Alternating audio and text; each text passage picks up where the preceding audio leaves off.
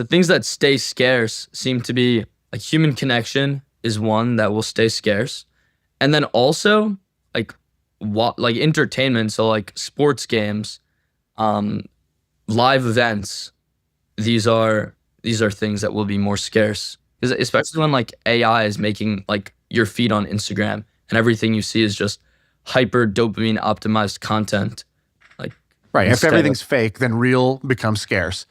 Yeah. And truth becomes scarce. You're right, like with the sports things, because there's already chess bots that play chess better than all the chess players, but we still like to play chess and watch people play chess, watch humans play chess specifically. Nobody's watching the AI play chess, but we will watch Magnus Carlsen or whoever as just a specific example. And the same thing is true for sports, right? Like running. Well, there's machines that run way faster than humans, but people will still tune into a human running and not a machine running. Or even if it's a car, it's it's a car being driven by a human and not drone racing, which is more automated. And so those have been kind of almost proven to be AI proof in a way. And so it's like it's got some immunity, and you're like, oh, okay, they're kind of immune to that. Okay, it seems like owning a sports team is probably a good type of investment. Whereas owning a call center is probably not an investment you want to be in anymore. Right. Zach, a question that we ask a lot of people who make a lot of money overnight, we say, well, what did you do with it? Where did you invest your money? So I'm curious, with that, you don't have to say numbers, you could say percentages. Do you have a strategy? So my strategy is essentially that I want to take, I don't like investing in other people, frankly. I like to invest in myself. I don't want to rely on someone else to multiply my money, like trusting their CEO to make the right decisions to grow their company. I want to invest in myself. So I am putting most of it in the S&P 500, but generally the strategy is I want to take more outsized risks on my own, like putting the funds into my ventures.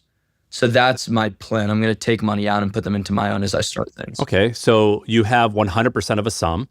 What percent are you going to keep in the S&P, and what percent are you going to put into your own company? So right now, I believe it's 75 or 70%, something like that, in the S&P, something like 25% that's in the money market or bonds, actually, and then a few percentage points like within those that are like scattered, like a tiny bit of Bitcoin, a tiny bit of gold. I believe that's it, really, just those 4 places.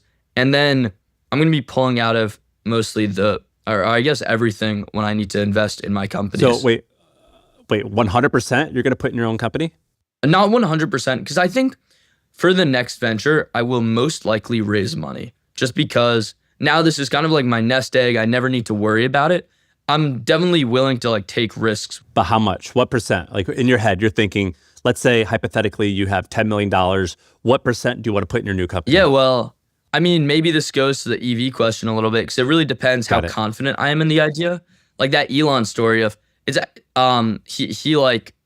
he almost went bankrupt because he split up his wealth and gave half to Tesla, half to SpaceX, and that saved both companies. So if that's what it takes at some point, and I'm confident, then maybe that's what it will take. You're an impressive young guy. Is there anything you want to get better? You're like, oh, I suck at this today. I'm really poor at this area. I need to figure this out. What's an area you're trying to grow in? That's a great question. I want to understand the full picture of the world much better. I'm not someone who really understands economic policy well. I don't really understand like GDPs of the world and how that influences things. And building a company like Cal.ai, it doesn't really influence it. But if I'm trying to build like a massive company, if I'm trying to build the next Meta or the next OpenAI, the next Apple, the next Google, I think it is important to understand the general trends of where the world is heading. Crazy, dude. This is like, like there's like that story or that video where Obama makes fun of Donald Trump at like the press dinner, and like there's a meme where it's like, this is when Trump became the villain, or this is when he decided to like run for president. It's so funny that we get to have you on here because we saw your come up. We've now are talking to you when you've definitely have made it. If you accomplish nothing further from here on out, you're going to be a 10 out of 10 massive success. But like we're hearing you where you're at this like fork in the road where it's like, is this going to be Sean and Sam talking to Elon when he is 20 years old? Because it definitely could be. And you're saying things where it definitely indicates where I'm like, this is going to be a very cool thing to look back on in 20 years or 10 years that we've been able to catch you so early. Thank you. I'm very ambitious. You should end every conversation with that. Goodbye. I'm very ambitious. That's awesome.